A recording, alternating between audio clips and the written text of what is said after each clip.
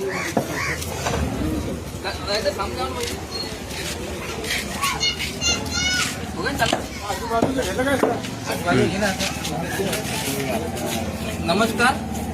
मी विठ्ठल वंदना मधुकरराव महाल, जनसेवा जनसंपर्क कार्यालय संस्थापक अध्यक्ष.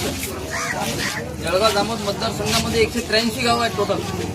183 गावामध्ये सोनाळा असेल, जळगाव जामोद असेल, शेगाव असेल, आलेवाडी गाव प्रचंड लोकसंख्या असलेली गाव आहे.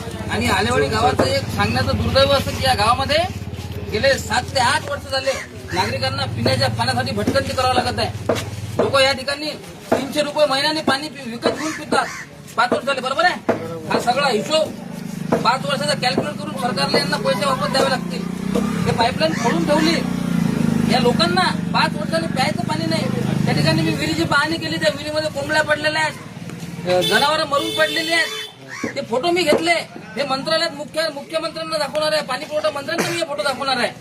जर तुम्ही मतदारसंघात पाणी पाजू शकत नाही लोकांना चांगलं, तर कशाला पदावर बसता? राजीनामा द्या पदाचे. अधिकाऱ्यांना ठरवून सांगा की आमच्या आलेवाडीमध्ये लोकांना प्यायला पाणी नाही.